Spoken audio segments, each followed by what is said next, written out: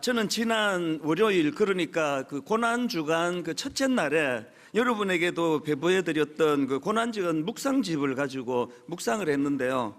이번 고난주간 묵상집이 아주 좀 특이했던 게 성경 구절만 묵상하는 게 아니라 이제 좋은 작품, 명화, 그러니까 이런 것들을 이제 곁들여서 묵상을 했는데, 월요일자를 제가 보니까 그 카라바조라는 그 유명한 작가가 있다고 합니다. 이탈리아 바로크 시대의 대표적인 작가로 알려졌는데, 이 카라바조가 그린 엠마오의 만찬이라는 그 작품을 거기다가 놓고 이제 묵상을 하게 했는데요. 저는 뭐 원래 미술에 좀 문외한이고 뭐 이 작품도 처음 보는데요. 보니까 그 누가복음 24장에 나오는 엠마오로 향하는 두 제자, 그것을 이제 매개로 해서 작품을 만드는 걸 제가 봤습니다. 여러분 다 아시지만 예수님이 이제 십자가에 못 박히신 이후에 이 두 제자가 너무 실망한 겁니다.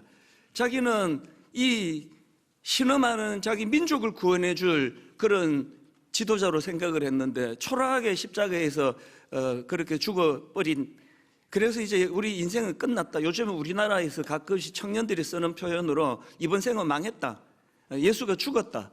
그래서 이제 너무나 절망해서 그 좌절 속에서 이제 엠마오를 향해, 뭐 고향으로 추정이 되죠. 엠마오를 향해 지금 터벅터벅하고 있는 겁니다. 부활하신 예수님께서 그 절망한 그들을 찾아주시고 말씀을 풀어주시는데요. 너무나 영적으로 지금 그 다운이 돼 있기 때문에 예수님이신 줄을 인식을 못하는 겁니다. 그래서 그냥 뭐 함께 동행하기를 원하는 나그네인가 보다 그러면서 이제 같이 동행을 했는데요. 목적지 엠마오에 가까이 이르러서 이제 그 두 제자와 예수님이 식사를 합니다. 그 과정에서 그 낯선 나그네가 부활하신 예수님이라는 것을 알게 되는 거예요. 그 환희, 그 기쁨, 그 순간을 포착해서 그림으로 그린 게 이게 그 엠마오의 만찬이라는 작품인데요. 근데 저는 뭐 그림도 잘 모르고 이 그림 처음 보고 그랬는데 이거 엉터리다. 아니 이게 어떻게 이게 명작이라 할 수 있나. 여러분이 다 아시지만 성경에서 그 엠마오로 가던 그 두 제자하고 예수님이 이렇게 세 사람이 식사를 한 거 아닙니까? 그런데 이 작품에 보니까 네 사람이 나와요. 그래서 이게 뭐 이런 게 다 있나 싶어가지고 이제 검색을 해보니까 거기에 깊은 의미가 담겨져 있는 겁니다. 자, 우선 화면으로 그림을 준비했는데요. 저 유명한 그림입니다. 지금 네 명이 등장하는데요. 아니 왜 그 성경에는 세 사람, 예수님 포함해서 두 제자 세 사람이 나와야 되는데 왜 네 명인가? 그 자료를 제가 뒤져봤더니요, 저기 서 있는 저 사람은 음식을 도와준 하인이래요. 이 카라바조는 왜 성경에도 없는 그 하인을 거기다가 왜 넣었을까? 근데 저기에 굉장히 중요한 의미가 담겨져 있는 겁니다. 지금 그 각각의 표정을 한번 보십시오. 지금 그 왼쪽에 제자를 보니까요, 막 의자에서 지금 일어나려고 하는 거예요. 지금 방금 알게 된 거예요. 예수님인가?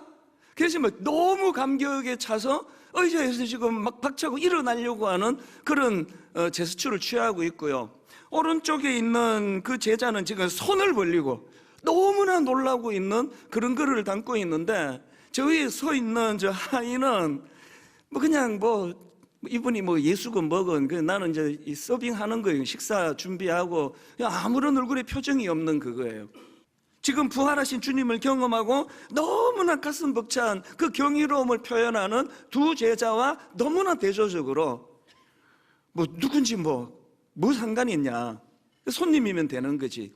이 냉철한 현실에 함몰되어 있는 그 하인의 모습을 그려놓고 있는 거거든요. 부활주일, 저는 여러분에게 이 질문을 드리고 싶습니다.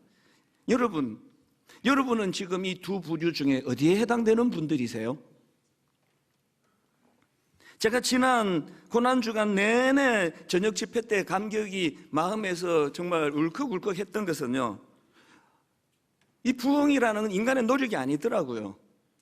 뭔 일인지 모르겠습니다.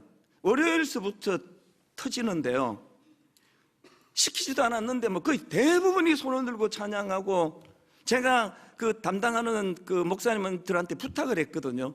기도를 이렇게 토막토막 내서 하지 말고 좀 간격을 넓혀서 좀 깊이 또 오래 기도하도록 배려하자, 그렇게 부탁을 했는데 거의 뭐 말씀 전하고 한 30여 분 이상 기도한 걸로 기억하는데요, 기도가 막 어마어마하게 터지는 거예요.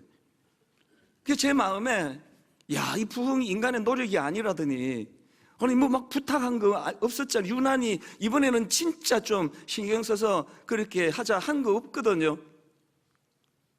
그래서 제 마음에 너무 위로가 됐던 게, 드디어 하나님께서 이제 1만 성도 파송 운동 이전에 우리 교회의 그 충만함으로 하나님이 이제 복구시켜 주시겠다는 메시지신가 보다. 그게 월, 화, 수, 목, 금 내내. 그래서 제가 성금요일 날 말씀 전하면서 그 얘기를 했는데요, 수요일 날 이제 제가 맨 뒤에 앉아가지고 그렇게 하고 말씀을 듣고 기도하는데, 청년 자매가 오열을 터뜨리는데요, 지금도 잊혀지지가 않아요. 그 젊은 청년 자매들은 보통 좀 수줍음이 많아서 막 사람 많은 이런 곳에서 감정을 그렇게 대놓고 표현하지 않아요. 그런데 이게 터진 것 같아요. 막 너무나 하나님 앞에 오열을 터뜨리면서 막 엉엉 소리를 내면서, 그래서 참 마음이 아프면서도, 그 금요일 날도 말씀드렸지만, 네 청소년 사회 갈 때 니들이 하나님 앞에 와서 울면 세상에 나가서 안 울어도 된다. 니들이 하나님 앞에 와서 무릎을 꿇으면 세상에 나가서 비굴하게 무릎 꿇는 일 없을 거다. 그런 걸 제가 가르쳤던 게 생각이 나서 고맙더라고요. 이번에 또 제가 너무너무 감동이 됐던 게, 청년들이 막 무지무지 많이 왔어요. 막 1시간 일찍 와서 줄을 서서 기다리면서, 그래서 하나님께서 이제 제 의지와 상관없이, 제 능력과 상관없이 하나님이 주권적으로, 강권적으로 우리 교회에 이제 은혜의 물꼬를 터주시나 보다. 그래서 참 감격적인 고난주간 집회를 제가 한 주간 보냈는데요, 근데 저는 여러분에게 묻고 싶습니다. 여러분, 그 고난주간, 지난 한 주간 동안 여러분은 어디에 계셨습니까? 뭘 하고 계셨습니까? 저 그림에 나오는 엠마오로 가던 두 제자, 주님이, 부활하신 주님이 나타나셨다는 그 현실 앞에서 말로 다 할 수 없는 감격을 표현하고 있는 그 표정이 지금 여러분의 영적인 상태십니까? 아니면은 그냥 뭐 난 교회 맨날 다니는데, 난 무슨 봉사도 하는데, 그래서 뭐 열심히 나는 교회도 섬기고 잘하고 있는데, 이게 부활주일이든지 고난주간이든지 마음에 어떤 그 경이로운 감동이 일어나지 않는 상태, 이게 참 가슴 아픈 상태거든요. 우리 이 감격을 회복해야 돼요. 그래서 우리가 이 감격을 회복하기 위하여 누가복음 24장 30절 31절, 아까 그 엠마오로 가던 그 두 제자의 감격을 한번 보십시오. 그들과 함께 음식 잡수실 때에 떡을 가지사 축사하시고 떼어 그들에게 주시니 그들의 눈이 밝아져 그인 줄 알아보더니 예수는 그들에게 보이지 아니하시는지라. 그리고는 그 다음 33절이에요. 중요합니다. 그들이 서로 말하되 길에서 우리에게 말씀하시고 우리에게 성경을 풀어주실 때에 우리 속에서 마음이 뜨겁지 아니하더냐. 아까 그 초신자 그 성도님하고 똑같은 이야기를 하고 있잖아요. 그들이 서로 말하되 길에서 우리에게 말씀하시고 우리에게 성경을 풀어주실 때 우리 속에서 마음이 뜨겁지 아니하더냐. 우리가 하나님을 알아가는 가장 중요한 통로로 하나님이 당신을 계시해 놓으신 성경을 주셨단 말이죠.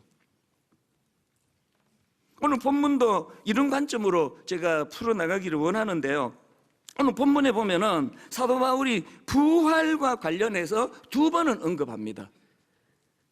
이 두 번은 언급하는 이 내용을 가지고 제가 이 부활신앙이 우리에게 제공해 주는 거, 이걸 제가 두 가지로 정리를 해봤는데요. 자, 첫 번째로요, 본문을 중심으로 해서 이 부활신앙이 우리에게 제공해 주는 거, 첫 번째가 오늘을 살게 하는 힘을 제공해 주신다는 겁니다.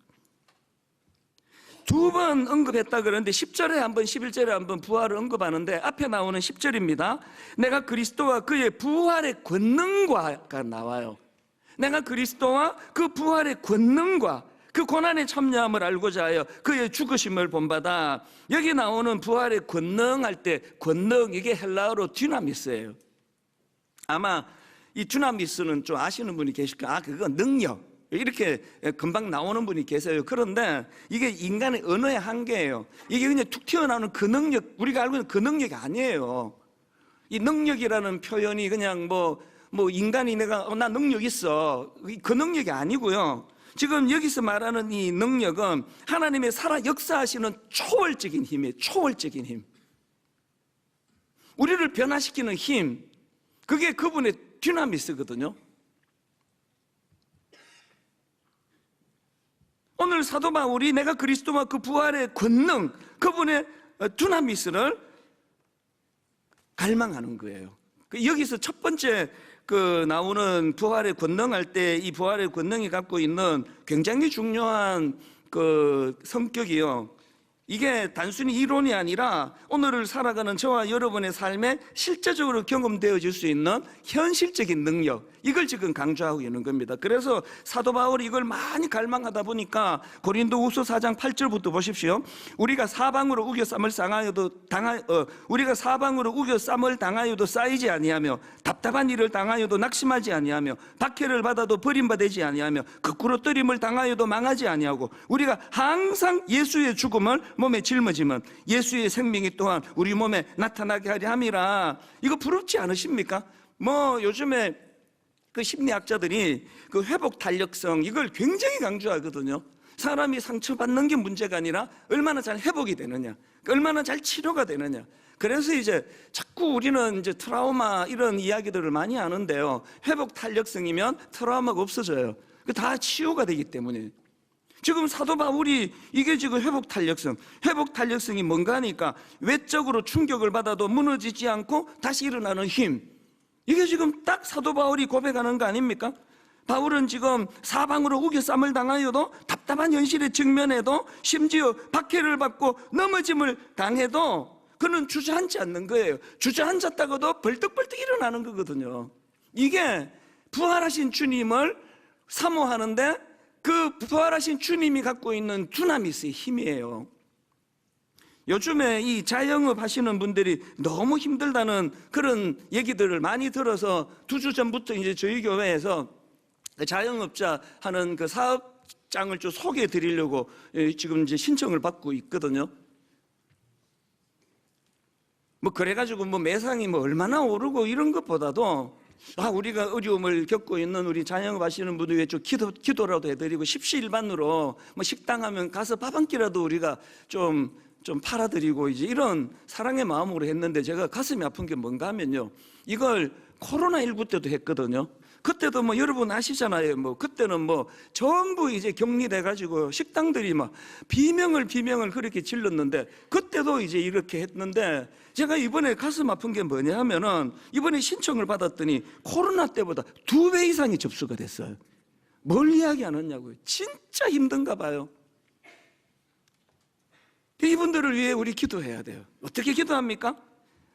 하나님, 오늘 우리가 말씀으로 배웠던 권능, dynamis, 하나님이 살아 역사하시는 그 놀라운 초월적인 힘으로 그 부활의 권능, 부활이 가져다 준 그 능력을 우리가 이분들을 위하여 기도할 때 사용하기 원합니다. 그래서 하나님, 어려움을 당하는 모든 성도들, 우리가 사방으로 우겨 쌈을 당하여도 쌓이지 아니하고 답답한 일을 당하여도 낙심하지 아니하고 박해를 받아도 버림받지 아니하고 거꾸로 뜨림을 당해도 망하지 아니하고 우리가 항상 예수의 죽음을 몸에 짊어지면 예수의 생명이 또한 우리 몸에 나타나게 하려 함이라. 예수 그리스도의 죽으심과 부활하심, 이게 복음이라고 한다면 이 복음이 갖고 있는 능력을 이론으로서가 아니라 삶 속에서 경험하는 거거든요. 제가 아까 앞에서 언급했던 엠마오로 향하던 그 두 제자, 그렇게 낙심하고 좌절했던 그들, 그 회복하는 과정, 회복 이유를 한번 보십시오. 한 번 더 읽어드릴게요.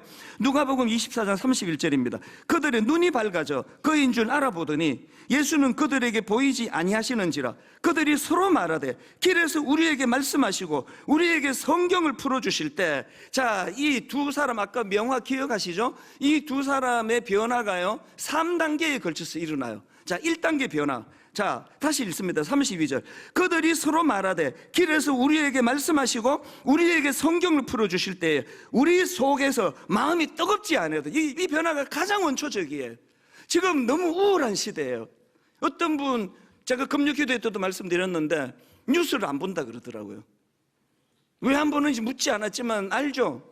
우울한 얘기밖에 안 나오는 그 끔찍한 이야기들이 너무 많고, 뭐 사건, 사고, 뭐 정치, 경제, 뭐 미국에서 지금 또 트럼프 이후로 말로도 알 수 없는 이런 불안정성. 그래서 이제 뉴스를 안 본다 그러더라고요. 깔아앉는 거예요. 우울한 거예요. 뭐 잠이 안 오고. 그랬을 때 부활하신 주님이 가진 그 두나미스, 그 능력이 뭐냐? 그들이 서로 말할 때 길에서 우리에게 말씀하시고 우리의 성경을 풀어주실 때 첫 번째 변화, 우리 속에서 마음이 뜨겁지 아니하더냐, 이런 1차적인 그 역동이 살아나는 변화가 일어났고, 그거로 끝이 아니에요. 바로 그 다음 33절에 곧 그때에 일어나 예루살렘에 돌아가 보니 11 제자 및 그들과 함께 한 자들이 모여 있어. 그냥 내 내면에서만 변화가 일어나는 게 아니에요. 이제 이번 생은 망했다, 이제 뭐 예수 죽었다, 절망에서 떠나왔던 그 예루살렘으로 어떻게 한다고요? 그냥 돌아갔다, 이게 아니고요. 곧 그때에 일어나, 성경의 그 표현들이요 하나하나가 다 의미를 담고 있거든요. 그리고 이제 세 번째 변화가 뭐냐? 자, 두 번째 변화부터 33절부터 또 읽습니다. 곧 그때에 일어나 예루살렘에 돌아가 보니 11 제자 및 그들과 함께한 자들이 모여 있어 말하기를 주께서 과연 살아나시고 시몬에게 보이셨다는지라. 아까 제가 서두에 말씀드린 대로 하면 복음을 전한 거예요. 누구에게? 사도들에게, 예수님의 제자들에게. 여러분 이거 아십니까? 복음은요 안 믿는 사람에게도 전하지만 믿는 사람에게 전하는 게 복음이에요. 장로님들께 복음을 전해야 돼요. 권사님들께 복음을 전해야 돼요. 저 같은 목사에게 복음을 좀 전해주세요. 목사님이 언제 그렇게 은혜를 받고 예수 믿은지 모르지만, 그리고 무슨 은혜를 받아서 목사가 됐는지 모르지만, 목사님 안수 받은 지 지금 20몇 년이 지났잖아요. 목사님 여전히 복음이 살아계시죠? 여전히 목사님 안에서 복음이 마음을 뜨겁게 만들고 계시죠? 여전히 복음이 목사님이 낙심될 때마다 떠나왔던 그곳으로 되돌아갈 그 에너지를 공급받고 계시죠? 전해주세요, 저한테. 그리고 권사님들끼리. 그래서 여러분, 부흥이 안 되는 교회를 가보면은요 굉장히 뒷담화가 많아요. 교회에서 나오는 이 말하기를 박 권사 그게 나쁜 놈이라 하더라, 34절 뭐 이런 게 많아요. 교회에 김 권사 아들 얘기를 들어보니 참 한심하군, 이런 말을 하더라 해요. 다락방에서 어떤 말이 많이 나오십니까? 제가 분당 우리교회 개척했을 때 그 선배 목사님들이 당부한 몇 가지 중에 제일 강하게 당부했던 게 찬양대 만들지 말아였어요. 한두 분이 부탁한 게 아니에요. 그러면서 그 목사님들이 이제 찬양대에서 좀 상처를 받았나 보죠. 찬양대 절대 만들지 마라.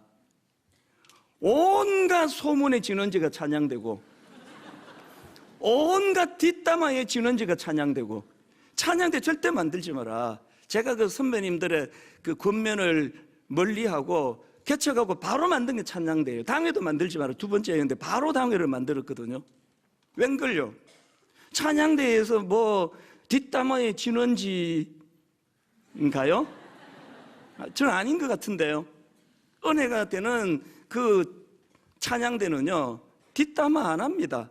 찬양하려고 모였는데 왜 뒷담화 합니까? 우리가 하나님 앞에서 지금 내가 복음이 내 안에서 지금 흐르고 있나? 이게 지금 고여 있으면 나오는 게 그럴 수밖에 없잖아요. 교회에서 뭐 만나갖고 박 집사님, 김 권사님 뭔 얘기 하겠냐고요. 뭐 주식은 요새 어떠냐, 뭐 땅 그 사놓은 건 요새 좀 오르고 있나? 뭐 그 정도 대화는 또 봐줄만 해요. 하여튼 나는 그 김 권사 꼴 보기 싫어 죽겠어.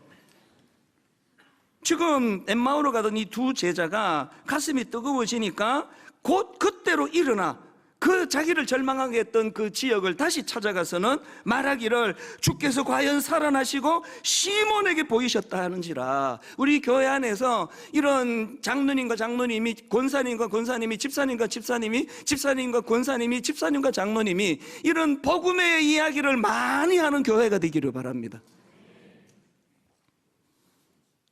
그래야 우리 안에서 부활신앙이 역동적으로 나타나서 여러분 이 그리스도의 십자가와 그분의 부활로부터 오는 능력을 맛보고 경험하고 이래야 예수 믿는 게 재밌지. 그거 없으면 이게 얼마나 이게 참 이게 재미없는 겁니까 이 신앙생활이. 이게 진짜 이찬수 목사가 말했던 복음의 능력이 우리를 유혹하는 죄와 싸워 이기는 능력을 내게 주네. 이게 정말 절망을 이기는 능력이네. 고난 중에도 흔들리지 않는 견고함을 가져다 주네. 제가 여러분에게 보여줄 수 있는 가장 중요한 모범은 이거라고 생각해요. 어떤 경우라도 바람피지 않는 것. 못 알아들으셨어요?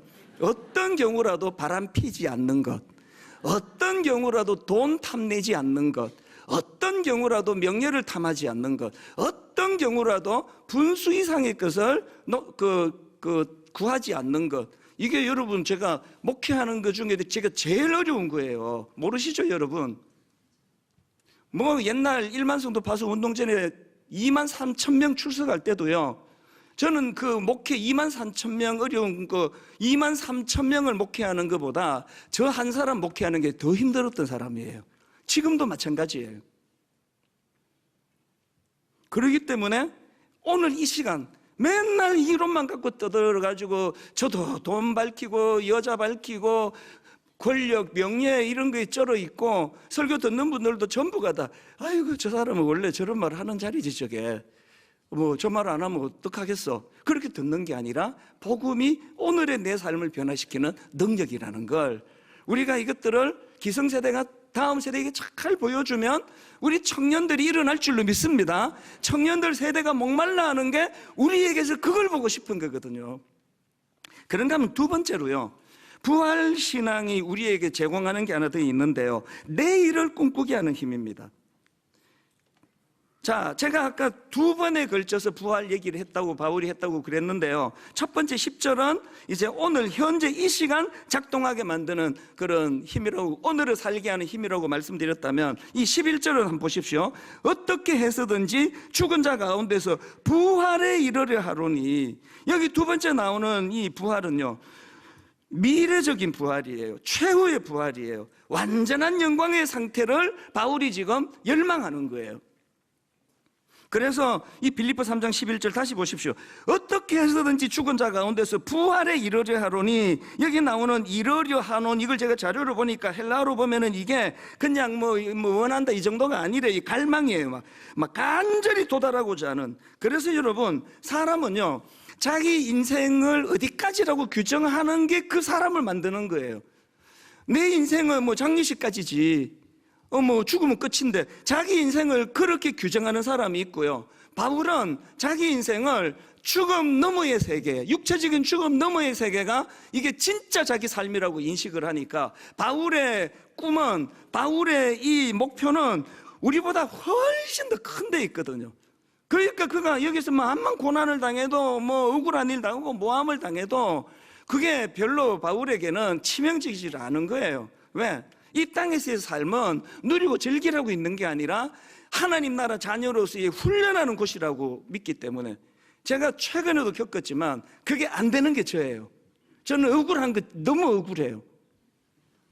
못 참겠어요.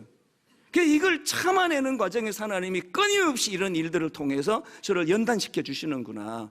다시 말씀드립니다. 인간은요 자기 인생이 어디까지 있냐라고 규정 짓는 그게 그 사람이에요. 사도 바울이 가지고 있는 이 내일을 꿈꾸는 힘은 이제 갈수록 뭐 돈 벌고 부자 되고 땅 사고 이거 아니에요.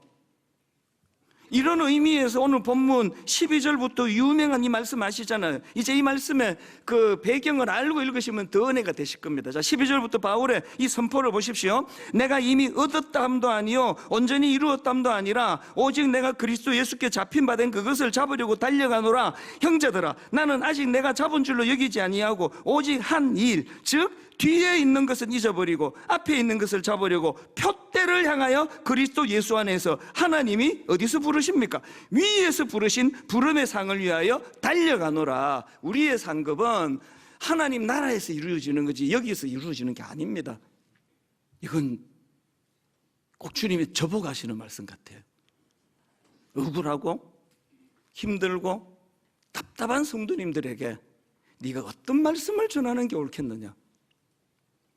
여러분, 가야 할 곳이 있어요. 우리는 가야 할 곳이 있기 때문에 사도 바울처럼 사방으로 에워싸움을 당하는 순간이랄지라도, 너무 억울해서 잠을 이루지 못하는 순간이랄지라도 이 땅으로서의 삶이 끝이 아니기 때문에 다시 털고 일어나는 이 과정들이 다 훈련이다.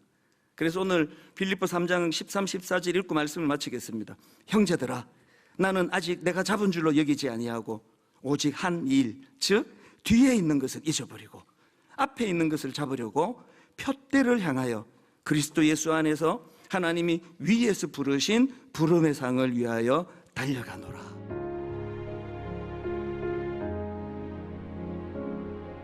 지금은 선교 헌금 시간입니다.